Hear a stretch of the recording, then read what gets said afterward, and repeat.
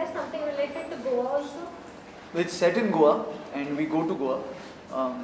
So yeah, काफ़ी related है गोवा से। फिल्म का स्टोरी ये है कि गोवा ज़ॉम्बी से भर जाता है और उसकी वजह से गॉन हो जाता है। Very much a Goa film. Okay, the comedy के लिए आप हमेशा जाने जाते हैं, like Veer also and Kunal also we have seen in Golmaal. So what's the chemistry about your three of them? We had a great time actually. I think I couldn't have asked for better co-stars in this film. और जो love हार्दिक और बनी, I play Hardik, he's love and he plays बनी. इन तीनों की chemistry जितनी script में लिखी गई थी, आई थिंक इम्प्रोवाइजेशंस करके और एक दूसरे के साथ टाइम स्पेंड करके we had a great time and I think our directors are happy with what they saw. और अब यही आशा करते हैं कि लोगों को भी इस केमिस्ट्री में मजा आए। इनफैक्ट एक गाना है स्लोली स्लोली जिसकी शुरुआत है एक मोन्टाज जहाँ पर हम गोवा में जा रहे हैं, स्कूटर पे हैं, समुंदर में। दैट्स एक्चुअली 2 दिन जब हमने सिर्फ 2 छोटे कैमरास लेके हमने घूमा गोवा में, पार्टी किया, तो वो एक्चुअली मूवी का शूटिंग नहीं था, हमने बस मस्ती की कैमरास ऑन थे। So that's the kind of vibe it was. तो पोस्टर की बात करें तो पोस्टर में क्या रहे हो? ये पोस्टर में आप देखिए कि इस फिल्म में जो सबसे बड़ा सवाल इन लोगों के, तीनों लड़कों के पास आता है वो ये है कि ये ज़ॉम्बीज़ मरते ही नहीं है, जो हमें खाना चाहते हैं लेकिन हमारे से मर नहीं रहे। और फिर सैफ का कैरेक्टर आता है और हमें बताते हैं कि ये किस तरह से मारे जाते हैं। सो उसकी एक झलक है। उसी सिलसिले में ये चोट भी आपको उसी सिलसिले में ही लगी है? कौन सी चोट? आपके हाथ में जो चोट? ये नहीं, ये अभी मैं दूसरी फिल्म शूट कर रहा था। कैसा रहा whole of experience working with Saif as a producer also और as a actor, co-actor? Is दोनों मामले में इक्वली जेनरस है। आई थिंक वो इतने बड़े स्टार है, सुपरस्टार है, तो उनको ये फिल्म करने की ज़रूरत थी नहीं, लेकिन उन्होंने एक्सपेरिमेंट किया और ऑलमोस्ट ये एटीट्यूड अपनाया कि चलो इस पे बैकिंग डालते हैं और मस्ती करते हैं। So both as an actor और एज एन प्रोड्यूसर जब वो सेट पे पहुंचे तो मस्ती का वाइब था, तो we just had a very very good time. और वो इतने स्पॉन्टेनियस हैं और as an actor it's a very tough role. आपको माचो भी प्ले करना है, रशियन भी बोलनी है, at the same time you have to be funny because that's the genre, but इतने आसानी से वो कर लेते हैं वो चीज़ें, तो it was really good fun. Kunal आप बताइए आपका कैसा एक्सपीरियंस रहा है?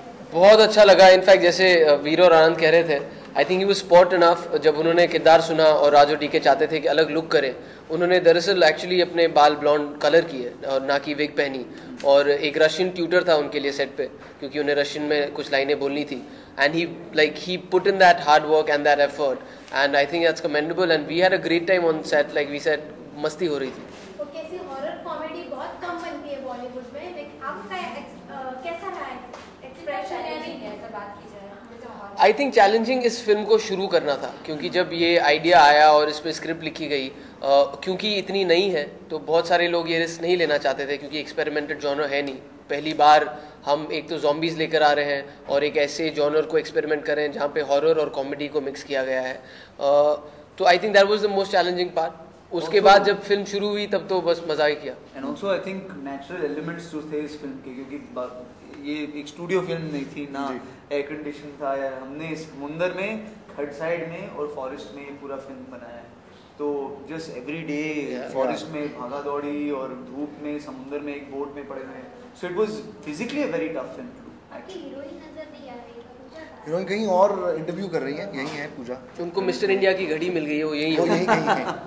ये पूजा नहीं है, ये पूजा नहीं। तो जानते चूड़े लगे कि ज़ॉम्बीज़ क्या होता है? ये एग्जैक्टली यही आपने ये ट्रेलर में हमने लाइन डाली है, क्योंकि हम जानते हैं कि बहुत सारे लोग हैं हमारे देश में जिन्होंने ये फिल्में नहीं देखी हैं, लेकिन ये ज़ॉम्बीज़ क्या होते हैं, कैसे ऐसे हो जाते हैं और उनके साथ क्या किया जाए, ये सारे सवालात के उत्तर इस फिल्म में दिए गए हैं। और बहुत ही सिंपलिस्टिकली एक स्टोरी बताई गई है, क्योंकि हम जानते हैं, क्योंकि इस देश में पहली बार बन रही है, तो ऐसा बिल्कुल नहीं है कि अगर आपने ज़ॉम्बी फिल्म नहीं देखी है या आपको पता नहीं ज़ॉम्बीज़ क्या होते हैं कि आपको ये फिल्म समझ में नहीं आएगी, क्योंकि हमारे किरदार भी इस फिल्म में ऐसे ही हैं जिन्हें आम जनता की तरह बिल्कुल पता नहीं कि ये क्या हो रहा है उनके साथ। तो सैफ अली खान आपको ज़ॉम्बीज़ को मारना सिखा रहे हैं, आप ज़ॉम्बीज़ से डर के भाग रहे हैं? जी, दोनों हो रहा है, दोनों वो हमें बचा भी रहे हैं और हम ज़ॉम्बी से डर के भाग भी रहे हैं, सैफ के पीछे छिप भी रहे हैं, जैसे आपको दिखता है। तो ये पूरा फिल्म, लोग बोलते हैं ना कि फिल्म हटके है, ये फिल्म हटके नहीं है, ये फिल्म पूरा गलत और ऑफ और उल्टा और थोड़ा कंफ्यूजिंग है, and that's the USP of this film. Real life में कोई ज़ॉम्बीज़ से मुकाबला हुआ है आप लोगों का? नहीं, और यही आशा करेंगे कि कभी चुड़ैल मिले मुझे लेकिन ज़ॉम्बीज़ कभी नहीं मिले। तो फिल्म की म्यूजिक की बात करें तो म्यूजिक कैसा है, कुणाल आप बताएं? बहुत ही इंटरेस्टिंग साउंड ट्रैक है। सचिन जिगर ने इस फिल्म का म्यूज़िक किया है और मुझे सभी गाने बहुत पसंद हैं, क्योंकि जिस तरह की ये नई फिल्म है उसी तरह से उन्होंने एक नए साउंड के साथ एक्सपेरिमेंट किया है। लिरिकली भी फिल्म की थीम को ध्यान में रखकर थोड़ी फ़नी और ज़ॉम्बीज़ को ध्यान में रखते हुए लिरिक्स कुछ डाले गए हैं। इसीलिए अगर आप देखेंगे जो पहला गाना है उसका नाम है स्लोली स्लोली, और सारे ज़ॉम्बी स्लोली स्लोली चलते हैं। एक और गाना है मंडे सॉन्ग, जिसका नाम एक्चुअली खून चूस ले है, क्योंकि ज़ॉम्बीज़ खून चूसते हैं। और एक और गाना है बाबा जी की बूटी, क्योंकि ये लोग दवाइयाँ काफ़ी लेते हैं। दवाइयाँ। आपका बैंड भी लॉन्च हो रहा है, तो एक गाना तो मुझे नहीं, मेरा बैंड मतलब वो ही दूसरी कहानी है, लेकिन ये म्यूजिक सचिन जिगर ने दिया है इस फिल्म एक का। गाना हो रहा है। ये बहुत हमारे सिंगर ही है। आनंद ये की दोनों बहुत अच्छा ऐसी सुरीली आवाज़ है। बिल्कुल कोयल जैसी। तो कौन सा गाना स्लोली स्लोली गाएं कि जो आपका मन करे, जो आपका मन करे। यार लिरिक्स डामाडोल है मेरे, तुम साथ दे देना। हाँ। एल है फिर आ गया तू अल्लाह बजाने, ओ मंडे मॉर्निंग क्यों आया है तू खून चूसने को मेरा खून चूसने, अरे खूनी मंडे तू मेरा खून चूसने। फिल्म की बात होगी, लेकिन आप लोगों का कैरेक्टर कैसा है, किरदार कैसा है फिल्म में? मेरा कैरेक्टर है लव, और थोड़ा रूठा हुआ है लव से, थोड़ा सेंसिटिव है, प्यार का बोझ है और प्यार की खोज है। तो इन दोनों चीज़ों को लेकर वो गोवा जाता है, उसको प्यार नहीं मिलता, लड़की नहीं मिलती, 500 लड़कियां मिलती हैं लेकिन मुर्दे लड़की हैं, तो ये थोड़ा प्रॉब्लम हो जाता है उसकी वजह से। लेकिन थोड़ा ढीला सा, सेंसिटिव सा, मेलो कैरेक्टर।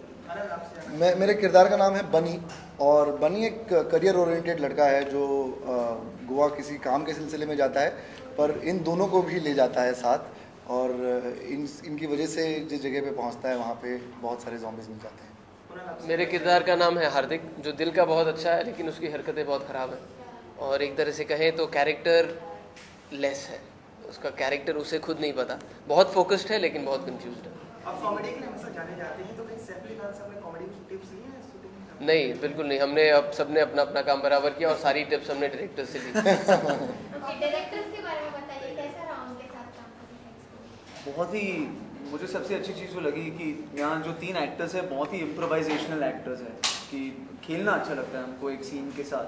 तो आया और सीन ये है, लेकिन एक राइट लिया, एक लेफ्ट लिया, थोड़ा बढ़ाया, थोड़ा कम किया, और बहुत ही रेयर है कि आपको ऐसे डायरेक्टर्स मिलते हैं जो आपने इतना इम्प्रोवाइज़ किया, लेकिन फिल्म के सुर को पकड़ते हुए उन्होंने इतना टेक्निकल बैकअप दिया आपको और इतना सपोर्ट किया। तो यही होता था हर रोज़ कि एक सीन पड़ा रहता था हम तीनों के सामने, ये करते हैं, वो करते हैं, ये नहीं करते, कुछ और ऐड करते हैं वगैरह वगैरह, and Raj and DK would just let you do that. Fantastic. And film is such a director's medium, for two people to kind of find that synergy and come up with one vision is so amazing to see. मेरी ये दूसरी film है उनके साथ।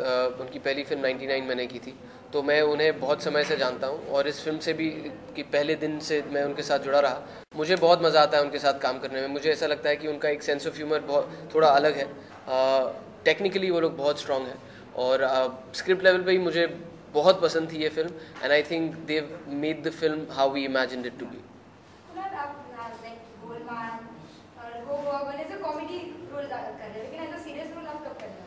अभी मेरी last film Blood Money comedy नहीं थी, अगली फिल्म भी कॉमेडी नहीं है। अब आप देखते नहीं मेरी सीरियस फिल्म में, तो मैं ज़्यादा कॉमेडी करता हूँ, मैं क्या करूँ। सॉरी, पूजा गुप्ता का क्या किरदार है इस फिल्म में? पूजा गुप्ता का किरदार आपको लव बताइए। हाँ, अच्छा, पूजा का किरदार लूना करके नाम है उनका, वो मोटरसाइकिल नहीं है। वो एक बहुत ही केयरफ्री लड़की है जो थोड़ी टॉम बॉय सी है, और ज़िंदगी पूरी तरह से जीना चाहती है। दैट्स हर वाइब कि मैं 200% अपना लाइफ जीना चाहती हूँ। कुणाल, आपसे जानना चाहेंगे कि अगर फिल्म का टाइटल अगर आपके अनुसार हो तो क्या होगा? गो गोवा गॉन मुझे बहुत पसंद है ये टाइटल, और ये टाइटल जब आया सबसे पहले मैंने सुना था, मुझे पहले दिन से पसंद है, तो मैं नहीं चाहता था कि इस फिल्म का और कोई टाइटल हो। आनंद, आप क्या कहेंगे? Yeah, I think it's a very, very apt title. It's very catchy. Everybody is talking about it because it's such a catchy title. I think Go Goa Gone is wonderful. I think sequel should be Go New York Gone.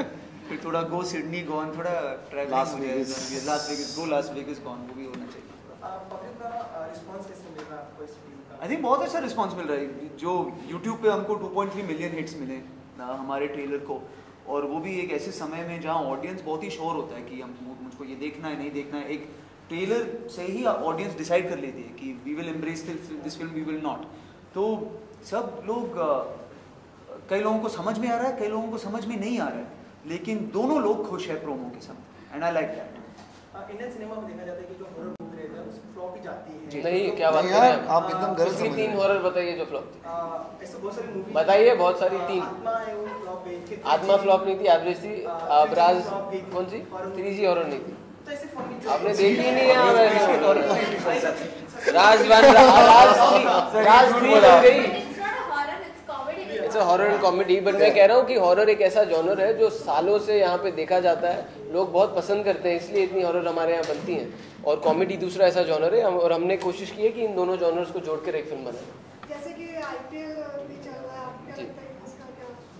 Film के कुछ IPL मुझे पता नहीं, 10 मई को IPL. हाँ हाँ चल रहा होगा, पर मुझे नहीं आईपीएल लगता में कोई- zombies नहीं है। नहीं आईपीएल में क्रिकेटर है। कई प्लेयर्स थोड़ा धीरे धीरे खेलते हैं, लेकिन zombies नहीं है, तो बच जाएंगे सब आईपीएल के, जिंदा रह जाएंगे। क्योंकि जहाँ तक पब्लिक बढ़ जाती है फिल्मों और आईपीएल के। You know, देखिए, I think- अगर पिछले 3-4 सालों में भी अगर आप देखें, आईपीएल के दौरान भी कुछ ऐसी फिल्में रिलीज हुई थी जो बहुत बड़ी हिट हुई। तो मुझे ऐसा लगता है कि हम एक ऐसे देश में रहते हैं जहाँ पे क्रिकेट और सिनेमा ये 2 सबसे बड़े रिलीजन हैं। और हाँ, जब आईपीएल की शुरुआत होती है उस वक्त ज़्यादा ध्यान उस तरफ रहता है, बट आईपीएल में रात को 2 गेम्स होती हैं और फिल्म के शो 12 बजे शुरू होते हैं। So I think it doesn't affect it in a very big way. And I think इतने मीडियम्स हैं आज टू कंज्यूम कंटेंट टुडे, इतने मीडियम्स है। आप वेब कंटेंट है, डिजिटल कंटेंट है, टीवी पे देख सकते हैं, you can YouTube your this thing, you can watch IPL matches live, you can record them.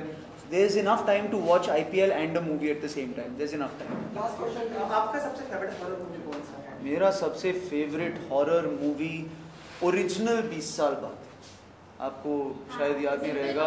Hindi no no no no, वो रीमेक था। ओरिजिनल 20 साल बाद जो ब्लैक एंड व्हाइट में बनाई गई। कौन था? हाँ इतना सच है उसमें, लेकिन आपका फेवरेट मूवी हॉरर? अभी इन्हें 20 साल बाद का तो मुझे भी बहुत पसंद थी। फेवरेट कोई zombie movie? Zombie movie actually यहाँ पे तो बनी नहीं है। हालांकि रामसे ब्रदर्स ने काफ़ी सारी फिल्मों में दिखाए थे ज़ॉम्बीज़, बट वो ज़ॉम्बी सेंट्रिक नहीं थी। मुझे डॉन ऑफ द डेड जो पहली ज़ॉम्बी फिल्म थी वो मुझे बहुत पसंद है। उसकी काफ़ी सारी रीमेक्स बनी, रेजिडेंट इविल, या ज़ॉम्ब-कॉम जॉनर की बात करें तो शॉन ऑफ द डेड पहली ज़ॉम्ब-कॉम थी, और फिर ज़ॉम्बी लैंड। तो हमें ज़ॉम्बी फिल्म बहुत पसंद है और इसीलिए हम चाहते थे कि एक ज़ॉम्बी फिल्म यहाँ पे भी बनाएं। तो इसी तरह का किरदार आगे भी आपका देखने को मिलेगा? अगर ऐसी फिल्में बनेंगी तो डेफिनेटली करना चाहूँगा। आपका अगला नेक्स्ट कौन सा अगली फिल्म अभी जो मैंने शुरू की है उसका नाम है भाग जॉनी। माइन अभी तिग्मांशु धूलिया की फिल्म कर रहा हूँ, रिवॉल्वर रानी, कंगना में उसमें है। और इसके बाद 5 रिलीजेस होंगी, हर 2-3 महीने एक रिलीज आएगी। मैं डिशकियाओं नाम की एक फिल्म कर रहा हूँ, राज कुंद्रा और शिल्पा शेट्टी उसे प्रोड्यूस कर रहे हैं। फिल्म में किधर आइटम सॉन्ग देखने को मिलेगा इसमें? आनंद कर आइटम रहे सॉन्ग हैं। जी मैं आइटम्स देखने को मिलेंगे, सॉन्ग्स देखने को मिलेंगे, आइटम सॉन्ग देखने को मिलेंगे। इसमें 500 आइटम नंबर्स हैं हमारे, सब मरे हुए हैं लेकिन वो अच्छा आइटम अच्छा काम कर रहे हैं। Thank you so much. Thank you.